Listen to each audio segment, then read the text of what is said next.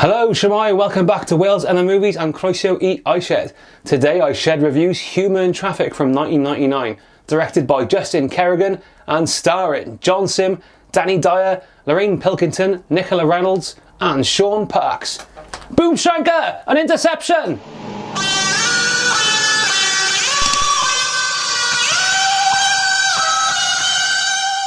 So before we kick off, I'm got a little warning to you kids. Take heed everybody. It's Sunday night here in Penarth. On Friday night, I had 2 pints of lager and 2 glasses of wine. Now, as you rattle towards middle age at the age of 38, I still have a hangover. I'll repeat that. Friday night, 2 pints of lager, 2 glasses of wine. It's 48 hours later and I've still got a hangover.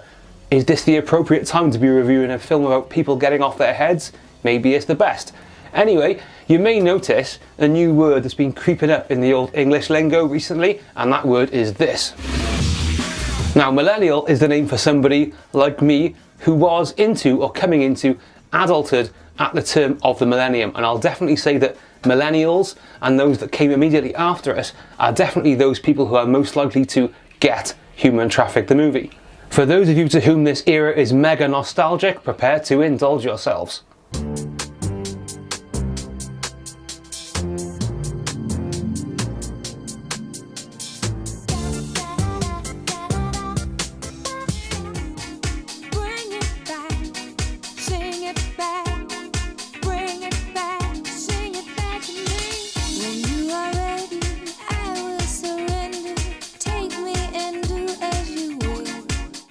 Fantastic. Go see it as quick as you can. It was better than all. It was good, dude. It was really good. So worth it. I couldn't get enough of it. I want to see it again already. It was amazing. It was everything I thought it was going to be and more. Non-stop. Non-stop. Non-stop. I would not have been able to play this role had I not understood love of a tremendous magnitude, and for that I thank my family, my mother, Blythe Tanner, who I love more than anything, and my brother Jake Paltrow, who is just the dearest person in the whole world. Manchester United are the champions of Europe.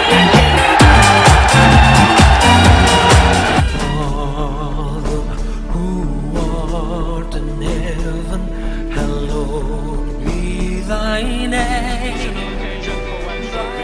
No more doubts, no longer a dream. Today it is reality. The unveiling of what will shortly be the most impressive rugby stadium in the world. The people of East Timor have thus rejected the proposed special autonomy and expressed their wish to begin a process of transition towards independence. That's just the way it is. Oh yeah. Some things will never change. One of the joys of doing online video kind of FaceTime reviews like this, apart from the massive buzz of being totally egocentric, first person subjectivity, first person's opinions just feel more appropriate somehow. I'll be honest with you, I fucking hated this movie upon its arrival in 1999. I didn't like it at all. But being honest with myself, maybe that's got something to do with me being a natural contrarian. Now, watching the film as I did again back in 2014 to do a review on the blog on Tumblr, and as I have twice recently in 2016, it's much more resonant for me now. And as somebody who was living and working just to pay the rent and get off my head in Cardiff in 1999, this movie feels like a genuine record of time and place. Here's something that needs to be addressed straight up. This movie has got a lot of drug taking in it. Still here? Sweet, because it would be really stupid to swerve this very interesting Welsh Cardiff work due to any moral objections in that regard. Now, in terms of storytelling and style, Human Traffic is actually much more comparable to Trainspotting than Kevin Allen's 1997 Welsh film Twin Town, despite not quite hitting any of the same highs or any of those dark, desperate lows. You're not going to see a baby crawling along the ceiling in Human Traffic, you know what I mean? The biggest difference I would say is that Human Traffic wants to concentrate more on the party times and the human connections which can only come, let's face it, through altered states of consciousness. Personally, I was never much into the white goods as a youngster, you know what I mean? But you certainly don't need to have spent the 1990s getting off your heads on ecstasy to appreciate Human Traffic. Even if all you did back in those days was go out every Friday or Saturday drinking vodka Red Bulls and loads of lager or cider, you're going to find something familiar in it. in it. It would of course help if you are or were that way inclined at any stage of your youth. Story-wise, John Simm plays Jip. He's our narrator and he's also the protagonist of the movie. He lives for the weekend when he and his crew, Nina, Coop, Lulu and Moth, spend the weekends getting off their heads with mates old and with mates new and talking loads of shite. It's a standard coming-of-age tale narrated over the course of one long party weekend in Cardiff, when eventually, at the end of the story, when it requires it, the characters come to some revelations about themselves and their relationships and those sorts of things, yada yada yada. Listen, yous. Listen, I really need to tell you something. I'm off the drugs big time. It's fair to say that Human Traffic is not just about the parties, even though that was my main memory of it, of watching it in a cinema in '99 and also watching it again back a couple of years ago in 2014. But it does contain much more than that. Director Justin Kerrigan spends the first 30 to 45 minutes of the film setting up all the characters, which is a wise move, and also gets involved in a wee bit of cheeky social commentary. As these scenes kind of touch upon, these were shot down, if you recognise it, down at the UCI cinema down in Cardiff Bay, which was a quite new building at the time. Now again, watching it a couple of years ago, I didn't really remember these scenes, and maybe they might be a little bit clunky for you if you're looking to watch a film that's purely about partying. But in retrospect, looking back on it now, I can certainly see how this character development in the first 30 minutes of the story and these scenes of, yeah, like I say, kind of faux social commentary, they definitely do set up the characters and set up the story, so I think it was a wise move to include these parts in the film. Fuck this!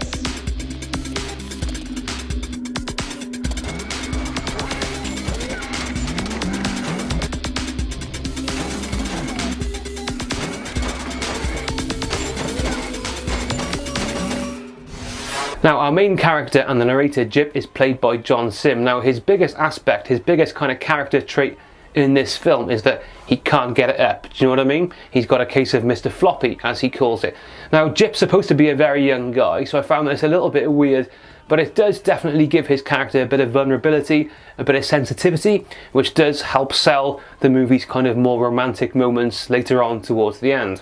That's not exactly a spoiler, like I mentioned before. The story itself, it's just not a big reason to watch Human Traffic. What transmits off the screen is the pure energy and the drug-fueled expression of this generation. There is character development to be had if that's what you're looking for. Like I mentioned, Jip and his mates, they all change a little bit over the course of the movie. You know, the choices they make give a kind of standard book-ending coming-of-age feeling towards the end of a movie, which until then, until the final act, if you can call it that, kind of moves along with some very funny, vibrant scenes. I would talk you through the rest of the plot, but you know, what's the fucking point? Jip and his mates love parties, mates, drugs and music, and if you've ever loved any of those combination of factors, then you're probably going to have a good time here. Now I'm going to try and put the negative points of all the Welsh films in these reviews for the sake of balance. The beginning of the film is a little bit slow to get going. It's not until recently, like I mentioned, that I found this to be a little bit necessary in terms of the character development, but for some viewers it may be a little bit of a plodding experience before they really start to party on about 45 minutes. Also, my biggest problem with the movie is probably its opening title montage. And what we've got is a lot of archive video footage with which to open the story. Now, it's working, it's got some classic kind of scenes of people who are clearly off their heads on ecstasy, dancing at raves in the 90s.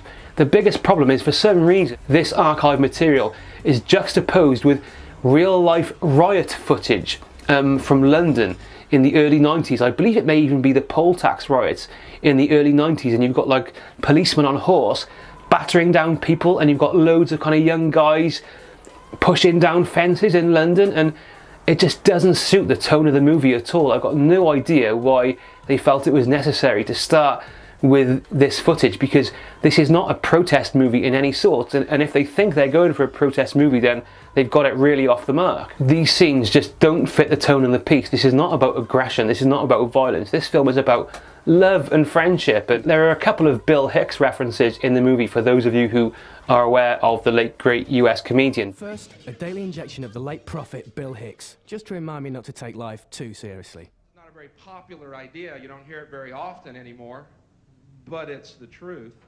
I have taken drugs before, and I had a real good time. but those scenes do not justify the presence of this footage, which kind of just feels really out of place. This is not a protest movie and it shouldn't be about that. So that's definitely a negative of the beginning of the film. I'm happy to say though that's just about it in terms of negatives. The film at 109 minutes does not outstay its welcome at all. If it went on another 30 minutes, like a lot of films do unnecessarily these days, it might be quite annoying and quite jarring, but Human Traffic, 109 minutes, and it works perfect in that way. Besides, there's enough energy, comedy, and pure expression here to more than justify the film's 109 minutes easy. Large, mate, large. Cardiff, or more appropriately Cardiff here, for this is a very British representation of Wales. That's absolutely fine though. This movie is depicted well in Wales for sure. Yeah, most of the cast have either English or Irish accents, but you know, that's what Cardiff is like. There's accents of all sorts of people here, and there's plenty of Welsh characters in the movie, including this guy, and what is probably my favourite character in the whole film, which is this guy here. And if this guy doesn't feel familiar to you, then you probably weren't going out between 1995 and 1999. This is just perfect. What's your name, mate? Oh, safe as fuck. What? What? Your name's safe as fuck? Don't know what you're on about, man. No, I asked you what your name was, and you just said safe as fuck. You don't feel pride, I know, like. Mullered, mate, I'm mullered. Inca Holmes. Yeah, Felix. Oh, man. Yeah, nice one, mate. Keep the spirit alive, yeah? Fuck. Private? In terms of Welsh to forget, there's an excellent cameo from the late, great Howard Marks, and I'm actually very sorry to say that this is still the most fitting tribute to the great man that exists on film. But that's always the chance you take. So recently I did a little vlog video called Top 10 Welsh Movies, and I put in Human Traffic in as number 2. Despite the fact that the main criteria for that list was representation of Wales, I still believe Human Traffic deserves its place as number 2, despite it being, like I say, a very, very UK/British representation of the capital city of Wales, Cardiff. Now, despite the film's lack of any real Welsh vibe, this is more or less the only movie, the only feature film movie, which encapsulates a massively, massively important moment of British and European youth culture. Justin Kerrigan, mate, you were in the right place at the right time. You put this thing together, and like, massive respect for you, because this is always going to be here. Like I say, this film is a slice of life, and as I mentioned on that top 10 Welsh movies list, it almost feels like a documentary in places. It's that real, it's that bang on the money. So yeah, talking of the director, Justin Kerrigan went on to direct another movie set in Wales, which is about mental health, and it's called I Know You Know. Now, I'll be totally honest with you, I still haven't seen this film. I doubt it's that easy to get hold of, to be fair. But one day, like all the rest of them, Justin, your film will be getting a full essay review here on Wales in the Movies in the iShed. For viewers outside the UK, John Simm is best known for his TV roles, including Doctor Who's long-time nemesis The Master, and also the main character of a British time travel police drama called Life on Mars from the mid-noughties. The one problem I have with John Simm in the movie is that he's a little bit old. He just feels a little bit old as an actor for this role. I guess he was probably pushing 30 at the time. He just feels a few years too old to be pulling this off. Lorraine Pilkington has a role in Jim Sheridan's film with Daniel Day-Lewis, also from the late 90s I believe, called The Boxer. Sean Parks looks to have gone on to a very solid career with lots of TV credits, including roles in shows such as Da Vinci's Demons, Doctor Who, and a movie cameo in the film The Mummy Returns back in 2001. Well done, Sean Bach. Nicola Reynolds was in The Machine, which was directed by Welshman Caradoc James and made here in Wales.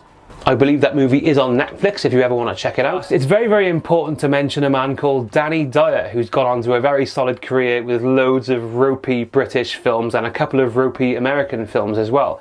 However, in this film, Danny Dyer is absolutely fucking brilliant. He's probably the best thing about the movie. He's consistently hilarious. I don't think it matters that he's playing himself, or at least a kind of different, slightly version of himself. He gives real empathy and a solid performance. He's just fantastic. Even UK film critic Mark Kermode, who seems to view Danny Dyer as symbolic of kind of everything that's wrong with the UK film industry, even he admitted when prompted by me on Twitter that Danny Dyer gives an excellent performance in Human Traffic. Now, if Kermode's acknowledging a good Dyer performance, you know that it's definitely worth watching. I'll go so far as to say that Danny Dyer is the biggest reason to watch this film. He's really fucking funny in it. The Emperor wants to control outer space. Yoda wants to explore inner space. That's the fundamental difference between the good and the bad sides of the Force.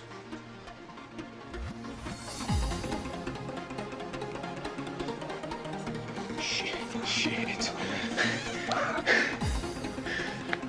Helen Griffin, this is an interesting one. Helen Griffin plays Jip's mother. Now, this is a person who's got quite a prominent role in the Welsh film industry with acting and screenwriting credits all over the place. So, Helen, well done. I loved your movie The Circus, as I reviewed for magazine Cymru Culture, and I'm sure you're somebody that this channel will be encountering a lot more in the future. No William Thomas. So you know a movie's Welsh credentials are definitely in question when there's no place for the omnipresent Penarthian William Thomas. Maybe he has like an uncredited cameo in one of the dance scenes or something. Fucking snow. Dyer said 4 stars for Human Traffic. Now, I remember reading in Total Film magazine back in the late 90s that, I can never remember which one, it was either Fight Club or The Matrix, was described as the perfect movie to end the century with. But as I mentioned in Top 10 Welsh Movies, if you're British and like in your mid to late 30s or even 40s now, then Human Traffic is more than likely going to fit that bill much more for you. One of the best things about it, looking back now in 2017, is that the whole thing is shot on film, and this really helps preserve the movie's integrity. If Human Traffic was done these days, you just know it would be done totally digitally, probably on a DSLR. The film stock really helps give it that excellent look, and as I say, this feels like a documentary in places. Well done, Justin Kerrigan, one more time. Diolch yn fawr am gwylio. Thank you very much for watching iShed Reviews Human Traffic. Now, I got 4 copies of this movie here on DVD to give away, and all I want you to do is to leave a comment on this video and be a subscriber, and you'll be one, hopefully, of 4 people to get this movie sent out in the post. So, if you live in the United Kingdom of Great Britain and Northern Ireland, or whatever the fuck we're calling it this week, and you are subscribing to this channel and you leave a comment on this video, then I'm going to put your name in a hat and you may well win a free DVD copy of Human Traffic. I've got 2 of the remixed edition and I've got 2 of the standard edition. So subscribe, leave a comment, leave your address, and you may well get a copy of Human Traffic on DVD from me, because I'm so nice like this. And you know, you may want to like the video and subscribe anyway, just because like you're from Wales, or you're not, or you like my t-shirt, or I don't know, just for a laugh. Because remember, every single time you click, it makes Wales look bigger, and it makes Wales look better. Ta-da now!